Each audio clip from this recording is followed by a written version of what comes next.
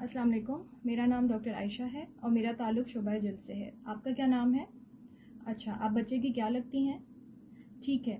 आपके बच्चे को जो बीमारी है इसको तिब्बी ज़बान में मैस्टोसाइटोसिस कहा जाता है और आपके बच्चे की जिल्द हसास है।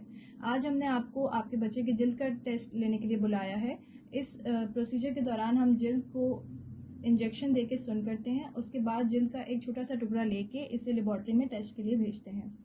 इस अमल के दौरान कुछ लोगों में कभी इमरजेंसी सिचुएशन हो सकती है, लेकिन ये सब मरीज़ों में नहीं होती, सिर्फ कुछ लोगों में होती है।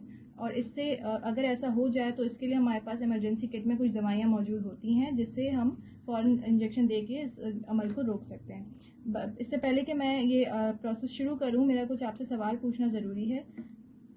बच्चे को आपकी कोई खून की बीमारी तो नहीं है? किसी किस्म की खून पतला करने की दवाइयाँ तो नहीं लेते? कोई सुन्न करने वाला इंजेक्शन पहले कभी लगा है? और अगर नहीं लगा है तो इससे कोई रिएक्शन तो नहीं हुआ? जिल्द पर इस वक्त कोई इन्फेक्शन तो मौजूद नहीं है? ठीक है, तो अगर आप तैयार हैं आप इस इजाज़तनामे पे साइन कर दें ताकि हम प्रोसेस को शुरू कर सकें। सबसे पहले ग्लव्स पहनेंगे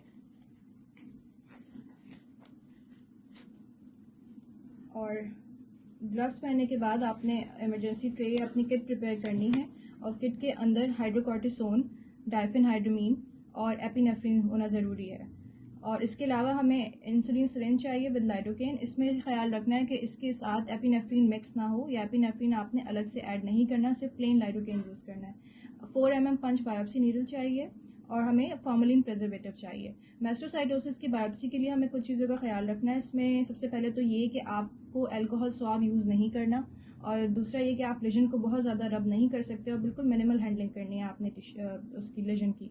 और तीसरा ये कि जो आप एनेस्थीसिया देंगे वो आपने लेजन के ऊपर नहीं देना, उसके पेरिफेरल्स पे देना है। और नंबर 4 ये कि आप इसमें फॉर्मेलिन प्रिजर्वेटिव यूज़ कर सकते हैं और एपिनेफ्रिन या लाइडोकेन मिक्स आपने यूज़ नहीं करना। तो suppose this is the lesion from where I am taking the biopsy. तो इसमें सबसे पहले मैं मार्किंग पेन से इस तरह से एक रिंग ड्रॉ करूँगी। उसके बाद हम इंजेक्शन लाइडोकेन देंगे और ये मैंने लेजन के ऊपर नहीं देना बल्कि लेजन जहाँ मैंने मार्कर अपना लाइन ड्रॉ की है उसके एक मैंने पहले 6 o'clock पोजीशन पे दिया, फिर इसी तरह एक मैं 3 o'clock पे दूंगी, फिर 12 o'clock और फिर 9 o'clock।